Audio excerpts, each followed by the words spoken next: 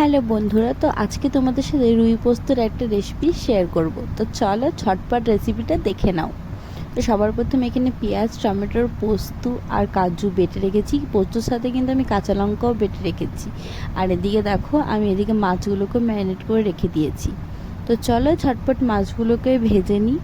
তো এই রুই পোস্ত করতে গেলে না মাছটাকে বেশি করে ভাজার কোনো প্রয়োজন নেই, হালকা জাস্ট একটু লাল লাল হলেই মাছটাকে ভেজে তুলে নিতে হবে। তো দেখো আমার মাছ ভাজা এদিকে হয়ে গেছে। তো চলো এবারে মূল রান্নাতে যাওয়া যাক। ফার্স্টে আমি না এর মধ্যে অ্যাড করলাম হচ্ছে কালো জিরে। তো তোমরা পাঁচফোড়নও অ্যাড করতে পারো, খেতে কিন্তু বেশ ভালোই লাগে দুটোতেই। দেখো তারপরে আমি এর মধ্যে অ্যাড করে দিলাম হচ্ছে পেঁয়াজ কুচি।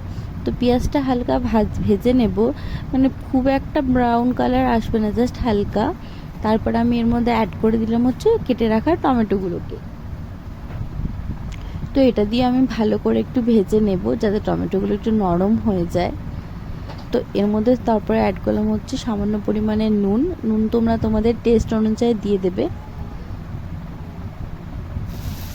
তো এদিকে দেখতেই পাচ্ছ আমার টমেটোটা পুরো মানে গলে গেছে। তারপর আমি এর মধ্যে অ্যাড করে দিলাম হচ্ছে কাজু বাদাম বাটা, যে এটাকে দিয়ে আমি ভালো করে কষিয়ে নেব। একটুখানি বাটিতে লেগেছিল, সেটা একটু জল দিয়ে ধুয়ে অ্যাড করে দিলাম। তো চলো ভালো করে কষিয়ে নিই। তো দেখো কষানো হয়ে গেছে। তো আমি এখন এর মধ্যে অ্যাড করে দিলাম হচ্ছে পোস্ত বাটা। এটা দিয়েও আমি এটাকে ভালো করে অ্যাড করে দেবো। তোমরা পারলে এর মধ্যে দই যদি অ্যাড করো তাহলে একদম দই দিয়ে রুই মাছ হয়ে যাবে, সেটাও কিন্তু খুব সুন্দর লাগে, কিন্তু দইটা আমি অ্যাড করলাম না। তো দেখো বাটি ধোয়া জলটা আমি এর মধ্যে অ্যাড করে দিলাম, দিয়ে আর একটু জল দিয়ে এটাকে আমি এখন ভালো করে ফুটিয়ে নেব।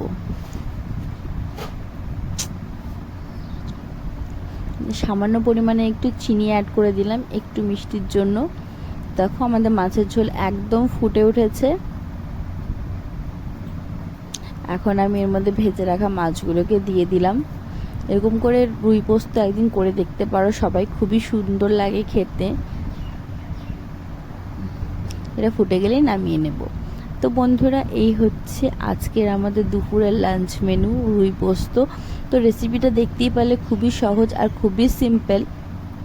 তো তোমরা বাড়িতে সবাই একবার হলে ট্রাই করে দেখো আর আমাকে অবশ্যই জানিও। তো আজকের এই ভিডিওটা তোমাদের কেমন লেগেছে অবশ্যই কিন্তু আমাকে কমেন্ট করে জানিও। আর বাড়িতে প্লিজ একবার হলে ট্রাই করে দেখো।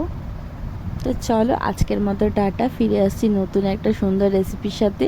ততক্ষণ সবাই ভালো থাকবে, সুস্থ থাকবে।